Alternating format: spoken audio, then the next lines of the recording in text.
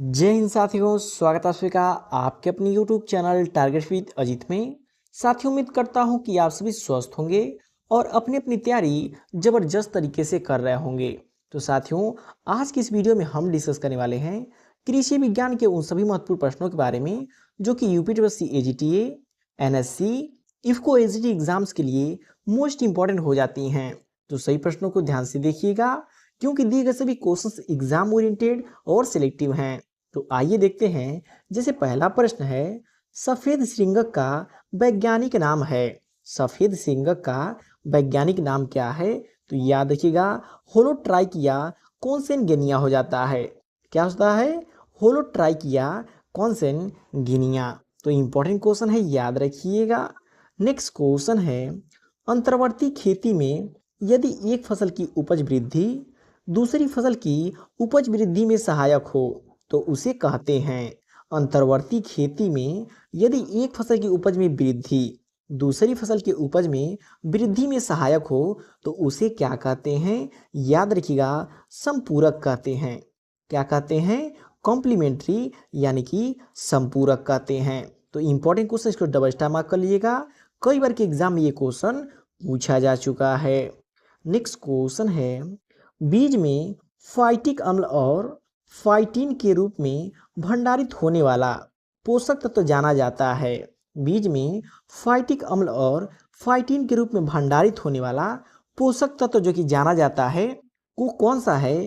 तो याद रखिएगा, फास्फोरस हो जाता है। कौन सा होता है? फास्फोरस होता है। साथियों, इसको याद करने के लिए एक ट्रिक है। यहाँ बात कर रहा है बीज में फाइटिक फाइटिक और फाइटिन, और यहाँ किससे शुरू हो रहा है? फास्फोरस। तो phytic phytin phosphorus, phytic phytin phosphorus. तो ऐसे आप रिलेट करेंगे तो ये क्वेश्चन आपके एग्जाम में स्ट्राइक कर जाएगा। तो साथियों, क्वेश्चन का लेवल आप सभी को देख के पता चल रहा होगा कि दिए गए सभी क्वेश्चंस एग्जाम ओरिएंटेड और सिलेक्टिव हैं। तो वीडियो की क्वालिटी और कंटेंट आप सभी को पसंद आ रहा हो तो प्लीज़ वीडियो को लाइक और चैनल को सब्सक्राइब जरूर कर लीजिएगा।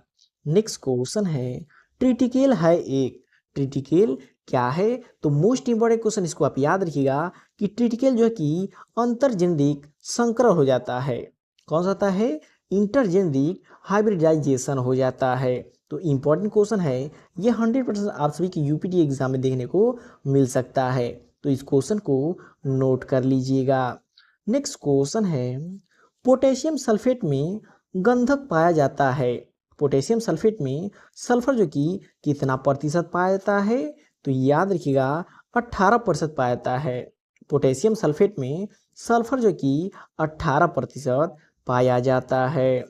नेक्स्ट क्वेश्चन है, जब उत्पाद वानस्पतिक फसल वृद्धि का उत्पाद होते हैं, गहन उत्पाद का संबंध है। जब उत्पाद वानस्पतिक फसल वृद्धि का उत्पाद होते हैं तो गहन उत्पाद का संबंध होता है, वो क्या कहलाता है?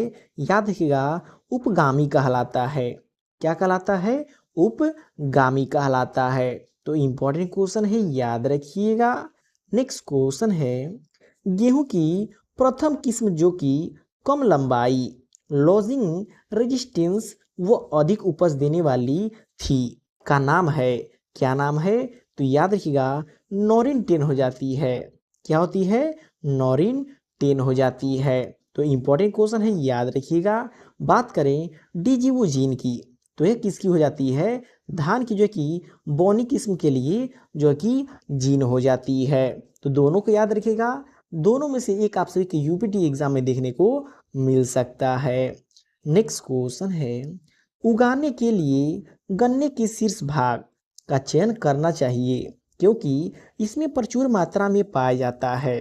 गन्ने की बीज के रूप में जो कि शीर्ष के भाग का चयन करना चाहिए क्योंकि इसमें क्या पाया जाता है? याद रखिएगा, ऊपरी भाग में जो कि ग्लूकोज पाया जाता है। क्या पाया जाता है? ग्लूकोज पाया जाता है। नेक्स्ट क्वेश्चन है, वाष्पोत्सर्जन को कम करने के लिए एट्राजीन का प्रयोग किया जाता है क्योंकि यह क्या करता है? तो याद रखिएगा, रंध्रों के खुलने व बंद होने की क्रिया को प्रभावित करता है। क्या करता है? रंध्रों के जो कि खुलने और बंद होने की क्रिया को प्रभावित करता है। कौन प्रभावित करता है? एट्राजीन प्रभावित करता है।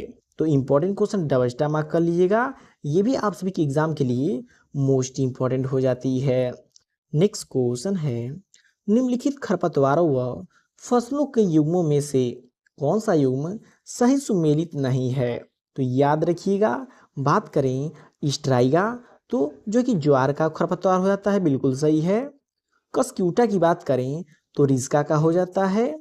टाइफा की बात करें तो यह शुगर केन का नहीं होता है। तो राइट आंसर ऑप्शन सी हो जाएगा, सी सही सुमेलित नहीं है। बाकी यदि बात करें ओरोबैंकी की तो यह तंबाकू का खरपतवार हो जाता है, तो ये भी राइट हो जाता है। तो ऑप्शन सी जो कि सही सुमेलित नहीं है, याद रखिएगा। नेक्स्ट क्वेश्चन है, अंतर फसलीय सिस्टम में अनुकूलतम उत्पादन लेने के लिए कौन सा उर्वरक शेड्यूल काम में लेना चाहिए? अंतर फसलीय सिस्टम में अनुकूलतम उत्पादन लेने के लिए कौन सा उर्वरक शेड्यूल काम में लेना चाहिए? तो कौन सा लेना चाहिए? याद रखिएगा, केवल मुख्य फसल की पूर्ण संतुलित मात्रा। कौन सी लेनी चाहिए? केवल मुख्य फसल की पूर्ण संतुलित मात्रा लेनी चाहिए। नेक्स्ट क्वेश्चन है, तिल की बीज दर किलोग्राम प्रति हेक्टेयर चाहिए, तिल का सीड रेट कितना होता है? तो याद रखिएगा, 3 से 4 किलोग्राम प्रति हेक्टेयर हो जाता है। 3 से 4 किलोग्राम प्रति हेक्टेयर हो जाता है। वैसे यदि बात करें, यदि तिल जो कि शाखा वाली है तो उस समय 2.5 से 3 किलोग्राम प्रति हेक्टेयर जो कि यूज होता है। तो याद रखिएगा, जब बात करें शाखा युक्त तिल की प्रजाति की सीड रेट की तो 2.5 से 3 किलोग्राम हो जाती है। वैसे अगर नॉर्मली बात करें तो 3 से 4 किलोग्राम प्रति हेक्टेयर हो जाती है। तो याद रखिएगा। नेक्स्ट क्वेश्चन है, राष्ट्रीय कृषि नीति के अनुसार कृषि में कितने प्रतिशत सालाना वृद्धि दर होनी चाहिए? बात करें राष्ट्रीय कृषि नीति के अनुसार कृषि में कितने प्रतिशत सालाना वृद्धि दर होनी चाहिए? तो याद रखिएगा, 4% से अधिक जो कि सालाना वृद्धि दर होनी चाहिए। तो इंपॉर्टेंट क्वेश्चन याद रखिएगा, आप सभी के यूपीटी एग्जाम में देखने को ये क्वेश्चन मिल सकता है। नेक्स्ट क्वेश्चन है, सोयाबीन में फ्लुक्लोरेलिन का प्रयोग करते हैं। साथियों, यहाँ पे कुल आपको 2 क्वेश्चन लर्न होने वाले हैं। पहला तो यही क्वेश्चन में ही छुपा हुआ है कि सोयाबीन में फ्लुक्लोरेलिन का प्रयोग होता है। आपसे क्वेश्चन पूछा सकता है, सोयाबीन में किस जो है कि रसायन का प्रयोग होता है? फ्लुक्लोरेलिन का प्रयोग होता है, जो कि कब प्रयोग किया जाता है? तो याद रखिएगा, मिट्टी में मिलाकर जो कि फसल बुआई से पहले किया जाता है। तो इम्पॉर्टेंट क्वेश्चन है, याद रखिएगा। नेक्स्ट क्वेश्चन है, मक्का में सिंचाई की दृष्टि से मुख्य क्रांतिक अवस्था है। मक्का में सिंचाई की दृष्टि से मुख्य क्रांतिक अवस्था कौन सी होती है? तो साथियों याद रखिएगा, जो कि सिल्किंग स्टेज और टेसलिंग स्टेज, ये दोनों जो कि क्रिटिकल स्टेज हो जाती है मक्का में सिंचाई की दृष्टि से। तो इम्पोर्टेंट क्वेश्चन है, याद रखिएगा। नेक्स्ट क्वेश्चन है, एक ही खेत में नारियल, काली मिर्च, हल्दी की साथ साथ फसल लेने की क्रिया कहलाती है। बात करें कि एक ही खेत में नारियल, काली मिर्च, हल्दी की साथ साथ फसल लेने की क्रिया क्या कहलाती है? तो याद रखिएगा, मल्टी स्टोरेज क्रॉपिंग कहलाती है। क्या कहलाती है? मल्टी स्टोरेज क्रॉपिंग कहलाती है। नेक्स्ट क्वेश्चन है, सेवन घास का वानस्पतिक नाम है।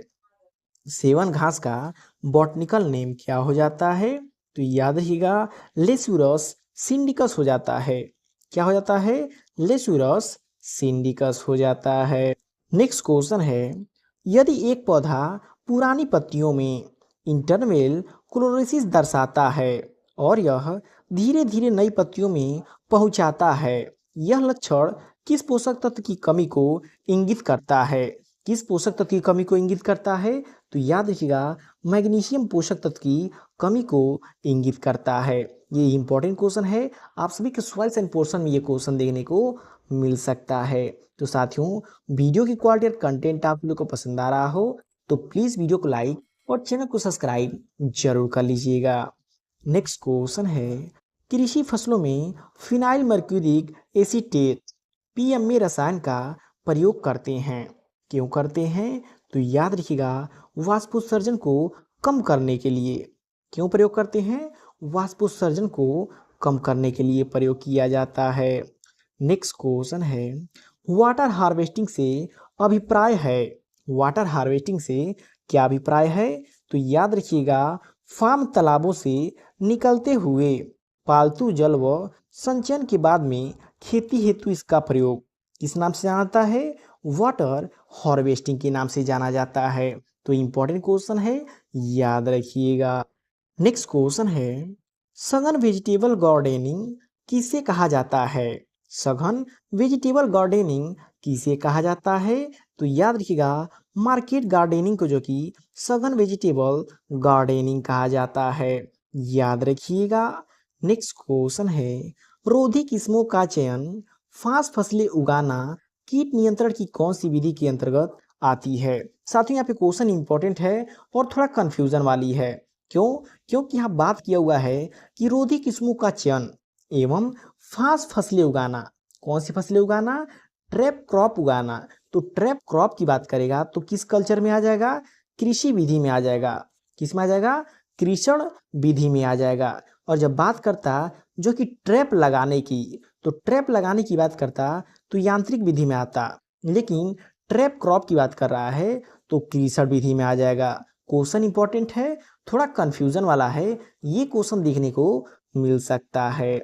नेक्स्ट क्वेश्चन है, फासले के एक पौधे से लगभग कितनी उपज प्राप्त होती है? बात करें फासले के एक पौधे से लगभग कितनी उपज प्राप्त होती है? याद रखिएगा, 5 किलोग्राम उपज प्राप्त होती है। कितनी? 5 किलोग्राम उपज प्राप्त होती है। नेक्स्ट क्वेश्चन है, अधसाली गन्ना की फसल की अवधि है। बात करें अधसाली गन्ने की फसल की अवधि क्या होती है? तो याद रखिएगा, 18 माह होती है। कितनी होती है? 18 माह हो जाती है। और बात करें अधसाली गन्ना जो कि कहाँ पे उगाया जाता है? तो याद रखिएगा, दक्षिण भारत में। दक्षिण भारत में जो है कि अधसाली गन्ने को उगाया जाता है। और वहीं बात करें अधसाली गन्ने में जो कि गन्ने की उपज क्या होती है, तो वो भी याद रखिएगा, 1000 कुंटल से जो कि 1200 कुंटल प्रति हेक्टेयर हो जाती है। तो इम्पोर्टेंट क्वेश्चन है, याद रखिएगा। यहाँ से आपको 3 तरीके के क्वेश्चन देखने को मिल सकते हैं।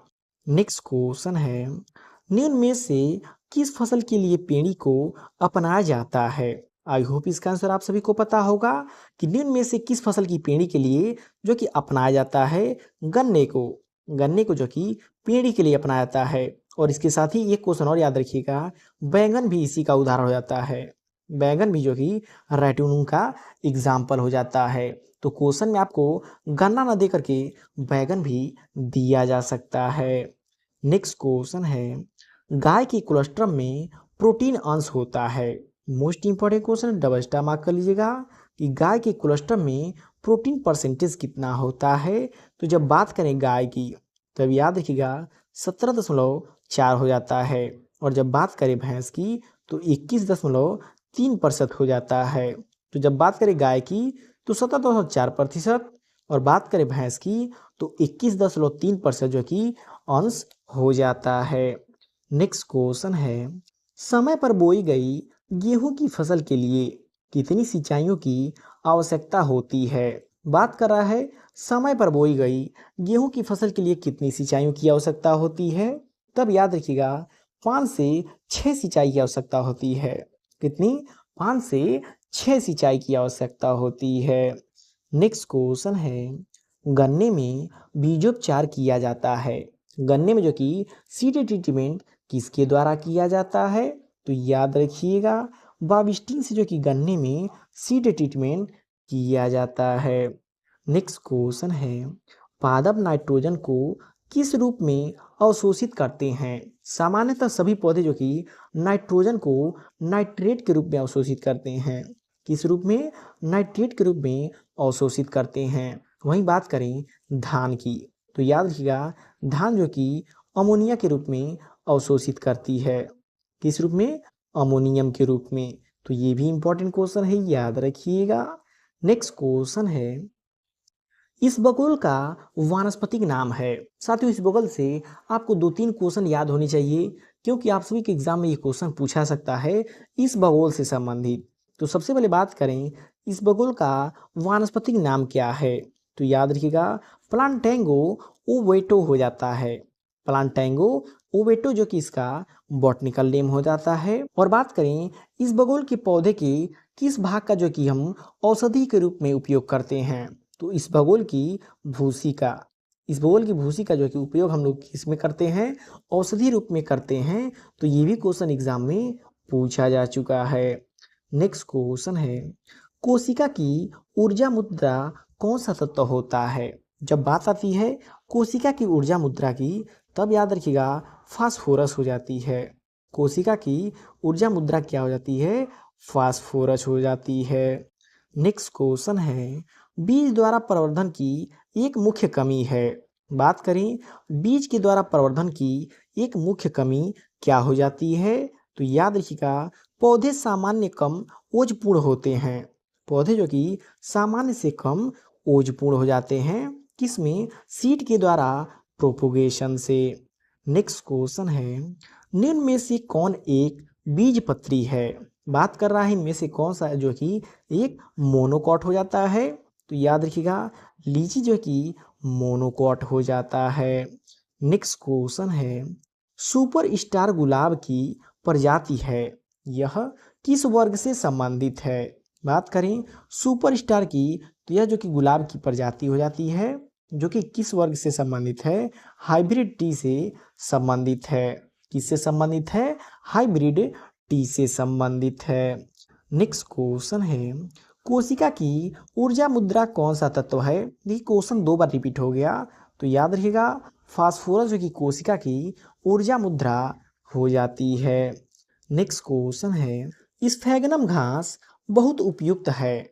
स्फैगनम घास जो कि बहुत उपयुक्त होता है किसके लिए? तो याद रखिएगा इनार्चिंग हेतु।